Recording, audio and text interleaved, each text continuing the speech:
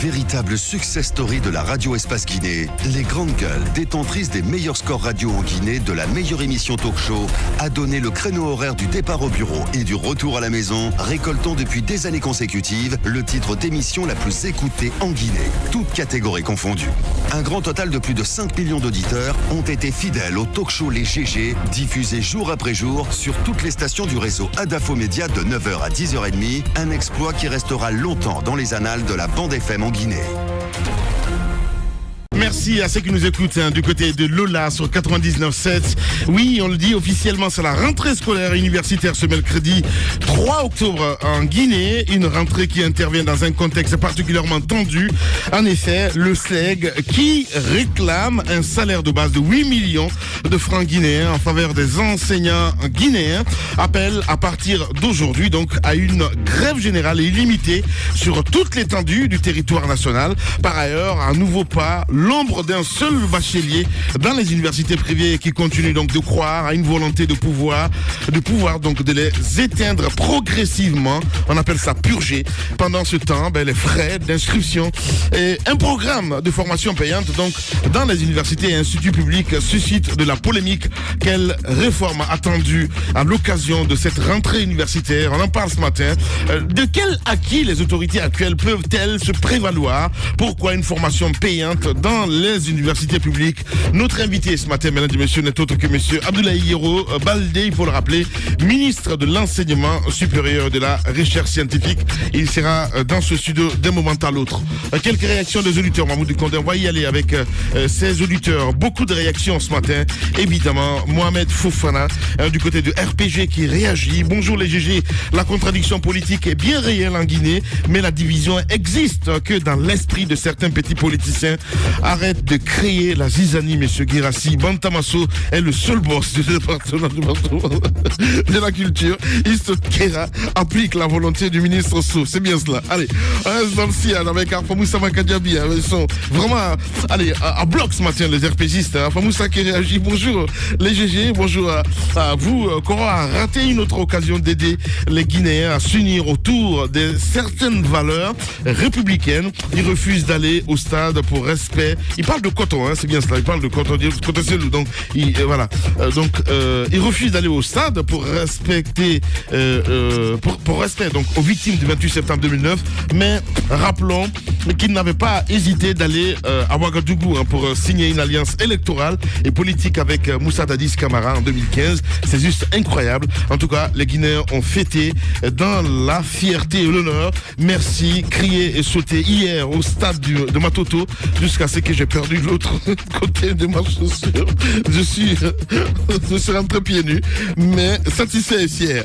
Merci beaucoup à Famou Samaka. On reste dans le sillage avec surtout qui réagit du côté de l'UFR. Voilà, c'est bien sûr Vodé Baldé. Bonjour Lamine. Pour le président Sidia Touré, c'est la Guinée d'abord. Le 2 octobre est un jour de fierté nationale. Il ne pouvait faire autrement que répondre l'appel du peuple souverain de Guinée. 3 générations plus tard, le défi d'aujourd'hui, selon le président Sidia Touré, c'est notre responsabilité collective de bâtir une nation forte et prospère dans le vivre ensemble.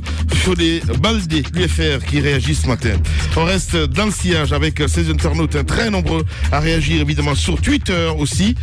Beaucoup de réactions, on va y aller avec le hashtag Espace GG, le temps que ça s'ouvre, voilà, parce que là, beaucoup de réactions de ce côté avec Crismo qui réagit, Mahmoud Condé. On y va avec cette réaction. Bonjour les GG, j'ai vécu un moment de bonheur en sachant qu'hier, mes compatriotes guinéens étaient au rendez-vous, celui de célébrer donc notre souveraineté nationale.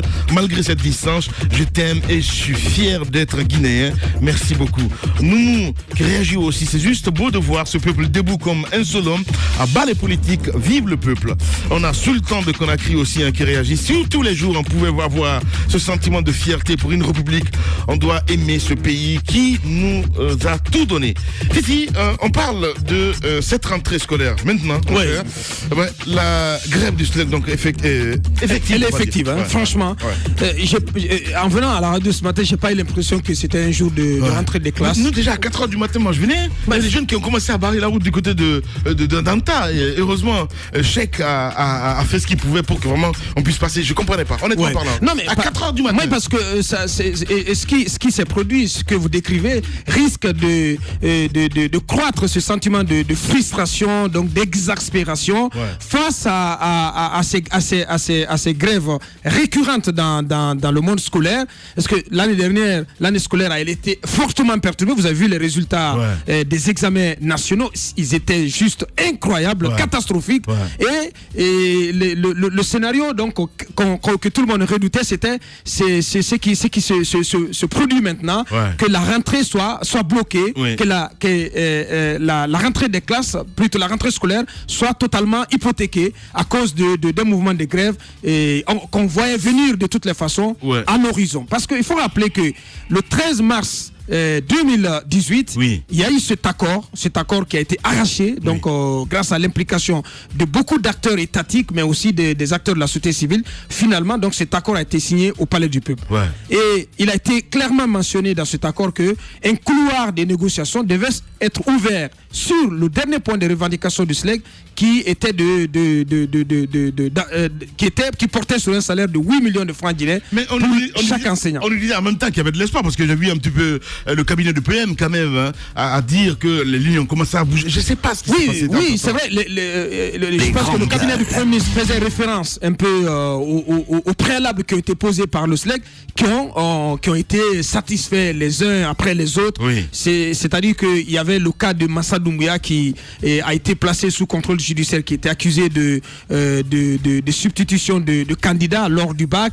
Il y avait aussi le cas des enseignants retraités, donc ceux qui ont fait valoir leur droit à la retraite en 2017, donc qui n'avaient pas bénéficié des 40% d'augmentation des salaires. Le président de la République a pris la décision que cela soit donc possible aussi pour ces enseignants. Des missions du SLEG devaient aller à l'intérieur pour payer directement aux ayants droit les 40%. Donc il y a eu beaucoup de préalables qui ont été déjà satisfaits. Et le dernier préalable qui a été posé par le SLEG, c'était le cas le blocage de la suspension, si vous voulez, du salaire des enseignants. Les grandes gueules. Le département où le gouvernement se justifie, se défend en disant que que cette réalité est intervenue suite à une opération donc de contrôle physique des enseignants qui a été conduite au mois de mars, avril de cette année, et qui a donc abouti au résultat de 11 184 enseignants qui n'ont pas pu être identifiés physiquement à leur poste. Et donc, c'est pour cette raison que le gouvernement a pris la décision de suspendre les salaires, mais tout en précisant, parce que j'ai le communiqué sous la main, le gouvernement parce qu'il y a eu les mois au sein du personnel enseignant qui a vu dont certains ont vu leur salaire bloqué, mais le gouvernement a indiqué dans un communiqué que ces salaires, donc pour ceux qui savent, qui sont identifiés et qui sont à leur poste, qui sont enseignants, ils peuvent continuer, ils peuvent aller percevoir leur salaire du mois de septembre auprès donc des billetteurs, comment on appelle, je vais trouver le mot, des comptables, des comptables billetteurs des 3 départements ministériels donc de l'éducation. Il s'agit de l'éducation nationale, l'enseignement supérieur et de l'enseignement professionnel. Ils peuvent aussi le faire auprès des inspections régionales de l'éducation, des directions préfectorales et communales de l'éducation et des délégués sous-préfectoraux de l'éducation, mais aussi des directions régionales de l'enseignement technique et de la formation professionnelle, des recteurs des universités, des directions générales des institutions d'enseignement supérieur. C'est-à-dire que le gouvernement a pris des dispositions auprès de toutes ces entités, à la fois au niveau de l'enseignement supérieur, donc auprès des directeurs d'instituts, mais aussi auprès des recteurs, au niveau de l'enseignement professionnel et au niveau de l'éducation nationale. Des dispositions ont été mises en place pour que ceux qui remplissent les critères, donc qui peuvent s'identifier, puissent aller percevoir leur salaire, mais de façon physique. Je pense que c'est une mesure, moi pour ma part, qui ne devrait pas gêner autant.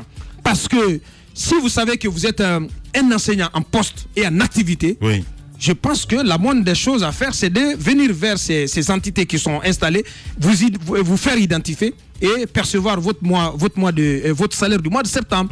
Mais si vous ne le faites pas et vous mettez à faire de la surenchère, je pense que là, il y a problème. Ouais. Je pense que ça ne devrait pas être, de mon point de vue, un préalable que le SLEC auquel le SLEC doit tenir mordicus pour entrer dans le vif du sujet portant en ce qui concerne les 8 millions. Il y a une crise de confiance, Titi. Oui, j'ai vu sur Mosaïque, entre autres, on a vu même l'ex-ministre Kaokaré qui était cité comme fictif, entre autres. Je suis d'accord. Voilà. Il y a son cas, bien entendu. Voilà. Il n'y a pas que ça. Oui. Il y a beaucoup d'autres personnes comme ça. Il y a de l'amateurisme qui a accompagné ce travail qui a été fait. Il faut le reconnaître, Aboubacar. Moi, je ne dis pas que le travail était pas fait. J'ai parlé avec des gens qui sont en poste, par exemple, des enseignants qui sont en poste, dont le salaire n'a pas été viré. Comment est-ce qu'on a pu faire le contrôle pour savoir effectivement si ces gens peuvent aller prendre le salaire? Mais est-ce que c'est opportun? Est-ce que c'est une façon de mettre la pression sur le SLEC? Est-ce que c'est une façon d'empêcher les enseignants d'accompagner le SLEC?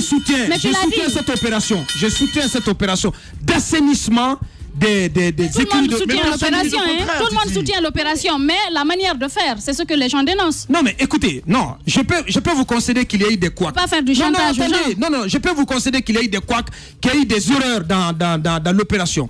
Mais ce qui est indiqué dans la mesure du gouvernement, c'est que si vous pensez que vous êtes en activité, que vous êtes un enseignant identifiable, vous allez auprès de ces entités-là, vous faites identifier et puis on vous paye votre salaire. Bien. Je pense que c'est aussi simple que cela. En direct chez les GG sur Espace TV. Ça et Farouche autant. Titi. Bien. Franchement, il faut que les gens se calment là. Allez. Ouais. Mais il faut que toi tu te calmes, Titi. Mais je suis calme. Aboubacar, vous savez pourquoi il s'irrite? Pourquoi il s'irrite? Oh, tu as développé ta logique. Je t'ai dit je ne me suis pas effarouché. J'ai apporté mon argumentaire. J'ai dit qu'il y a eu des couacs. Comment les gens ont procédé? Est-ce que c'est une façon de mettre le SLEC à l'épreuve? Est-ce que c'est une façon d'essayer d'empêcher les enseignants d'accompagner le SLEC? C'est des questions que je me pose. Bien. Je ne me suis pas effarouché. C'est peut-être toi qui es sur le qui-vive, Aboubacar. Allez, Madame Yoro.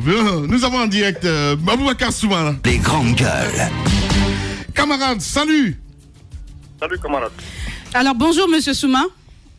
Bonjour.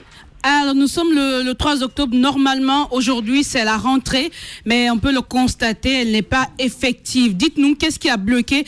Qu'est-ce qui n'a pas marché? Parce qu'avec le dialogue, beaucoup espéraient qu'on allait sortir de cette crise et que la rentrée allait avoir lieu. Qu'est-ce qui n'a pas marché au juste? Bien, merci. Je remercie beaucoup les grandes gueules pour m'avoir posé cette question, pour essayer d'éclairer, n'est-ce pas, la lanterne de l'opinion nationale et internationale sur ce point de cette date. Et comme vous le savez, depuis le 13 mars 2018, un protocole d'accord avait été signé entre le gouvernement et les législateurs. Dans ce protocole d'accord, au niveau de l'accord numéro 3, il est question qu'un couloir de négociation soit ouvert sur les négociations autour d'un salaire de 6 millions de francs comme salaire de base pour les enseignants. Et que ces négociations devraient avoir lieu conformément, n'est-ce pas, au protocole d'accord du 2 au 25 mai. Donc depuis cette date jusqu'à maintenant, il n'y a pas eu, n'est-ce pas, des négociations sérieuses autour de cette question. Donc comme vous le savez, le gouvernement a fait un semblant, n'est-ce pas, d'appel pour ouvrir les négociations. Nous sommes rendus là. Même les préalables que nous avons posés, il n'y a que 2 préalables qui sont en train de pas d'être satisfaits. Donc, les préalables n'étant pas été satisfaits, et le point nodal qui concerne les 8 millions, c'est par rapport à ce. Bien. On apprenait aussi, M. Souma, que j'en parlais peu avant qu'on vous ait à l'antenne, que lors du dernier jour de négociation, vos délégués ont posé comme préalable également le cas de la suspension, la question de la suspension du salaire des enseignants de 11 180, de 11 148. La première question, écoutez, il faut que je réponde d'abord à la question. Vous dites pourquoi il y a eu grève aujourd'hui. Il faut que vous allez-y. À la grève. Allez-y. Je n'ai pas terminé la question, là, vous voulez m'amener encore à répondre à d'autres questions. Allez-y. Voilà. Donc je dis que suite à ces différentes négociations, les préalables n'ont pas été satisfaits. C'est pas à plus de 50%. Ensuite, le point nodal qui concerne les 8 millions, le gouvernement n'a fait aucune proposition. Même 1000 francs.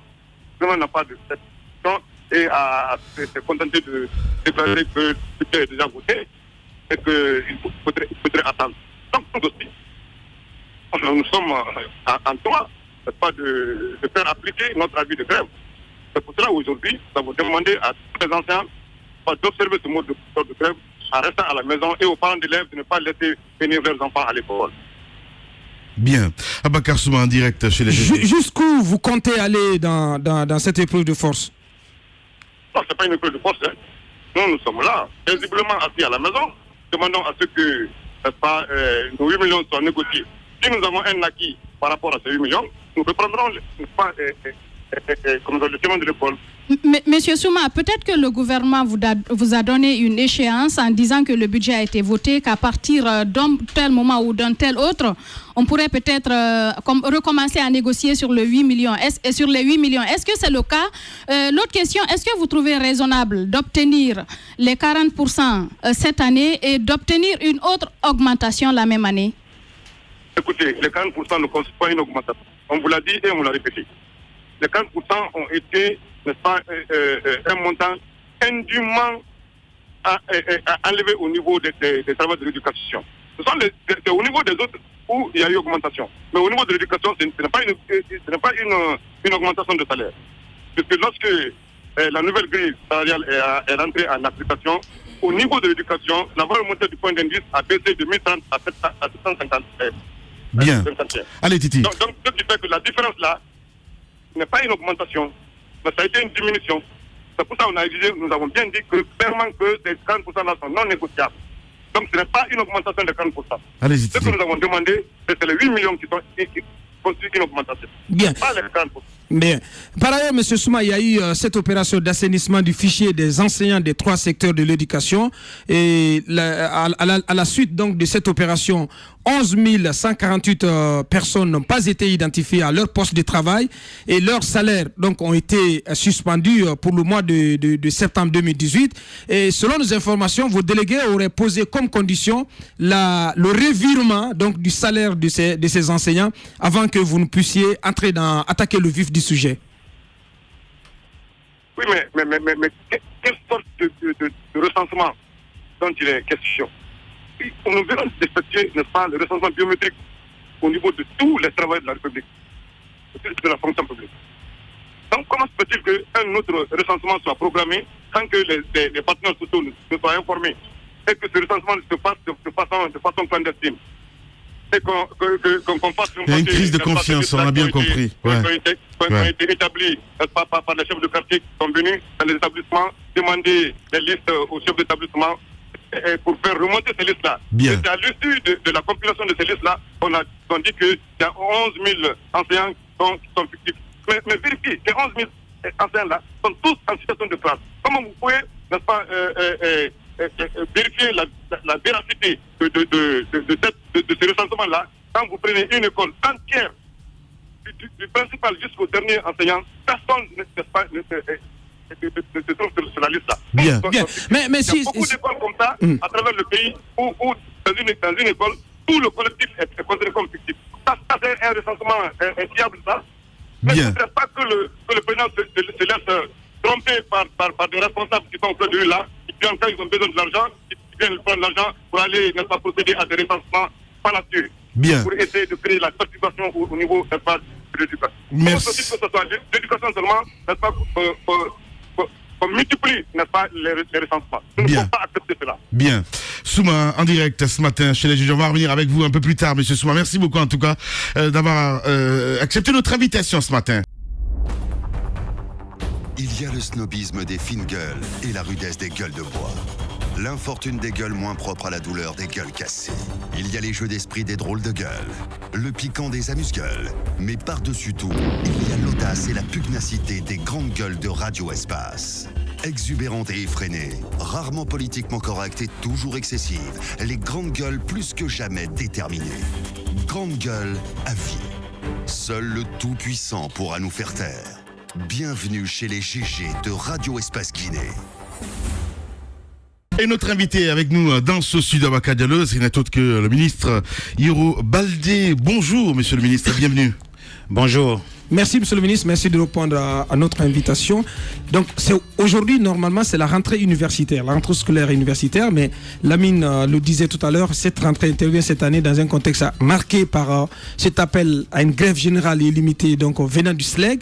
Qui parle du SLEG parle aussi de l'enseignement supérieur où des enseignants-chercheurs donc sont affiliés à ce syndicat. Est-ce que cette rentrée elle est effective à la date d'aujourd'hui et pensez-vous que les cours pourraient se dérouler cette année, en ce début d'année universitaire, en toute sérénité avec cette perspective de grève? Merci pour l'opportunité que vous me donnez de passer encore sur votre antenne. Vous savez, chaque rentrée universitaire, le jour de la rentrée, il y a très peu d'affluence. Oui. Ça s'est toujours constaté comme ça. Chez nous, la rentrée, c'est aujourd'hui. Les cours débutent le 8. Okay. Et en ce que nous concerne, le syndicat autonome de l'enseignement supérieur ne nous a pas fait part d'une grève quelconque. Parce qu'il y a un syndicat uniquement pour l'enseignement supérieur qu'on appelle le syndicat autonome de l'enseignement supérieur, je me souviens très bien. Ouais. Donc à ce stade-là, je n'ai aucune information là-dessus. Je sais que la rentrée, c'est aujourd'hui. Mais l'affluence, il ne faut pas s'y attendre. Parce qu'il y a beaucoup de préparatifs encore en cours. Alors, ce qui commence à poser problème au niveau du SLEG, c'est la situation de ces enseignants qui ne reçoivent pas leur argent.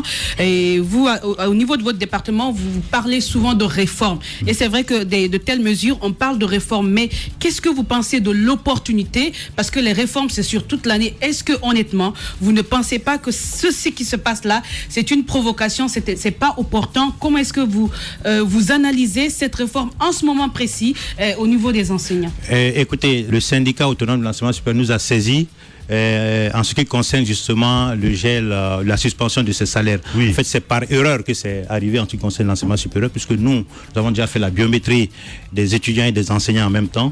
Donc le secteur n'est pas assez concerné et ça a été rectifié. Ouais. Donc vous comprenez Vous avez écouté Souma à l'instant sur Radio Espace, d'où les craintes quelque part, parce qu'il ne fait pas confiance du tout à ce recensement, entre autres. Vous le comprenez? Je vous dis que moi je me concentre sur l'enseignement supérieur, c'est mon domaine, et j'ai un industrie avec le syndicat autonome et tout est rentré dans l'ordre à notre niveau. Non, mais quand monsieur le ministre dit que c'est par erreur que vous avez été touché, est-ce que ça veut dire qu'il n'y a pas d'enseignants fictifs à l'enseignement supérieur? Nous avons déjà fait le recensement biométrique des enseignants. Ils sont tous identifiés. Et dans le futur, nous comptons utiliser les nouvelles technologies de l'information et de la communication pour s'assurer de la présence de chacun dans les classes. L'autre préoccupation, monsieur le ministre, c'est les frais d'inscription.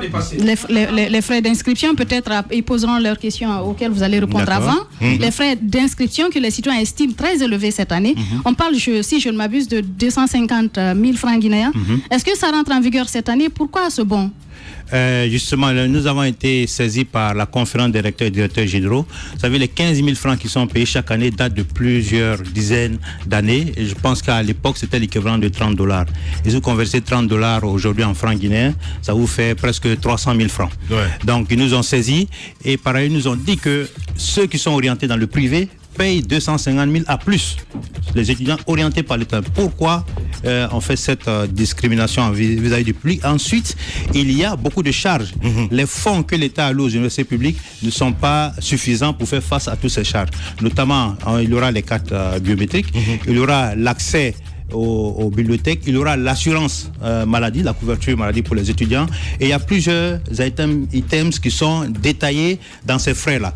Et si on compare à la sous-région, nous sommes le pays où les frais d'inscription sont les plus bas, alors qu'on voit à côté des dépenses souvent qui ne sont pas justifiées même des parents par rapport aux dépenses dans l'éducation de leurs propres enfants. Donc si vous allez en Côte d'Ivoire, si vous allez au Sénégal, si vous allez au Cameroun, dans les pays anglophones, c'est privé d'ailleurs, tout le monde paye. L'école, ce n'est même pas les frais d'inscription. Et l'État prend beaucoup de choses en charge. Donc il faut diminuer il faut donner plus de services aux étudiants, puisqu'on parle de qualité. Si on veut parler de la qualité, il faut aussi que les parents contribuent à l'éducation de leurs enfants, et ça force même les parents aussi à suivre le cursus de leurs enfants. Et dans ces frais-là aussi, puisqu'on va vers les nouvelles technologies, il y a des frais qui vont permettre aux étudiants de suivre tout leur cursus en ligne.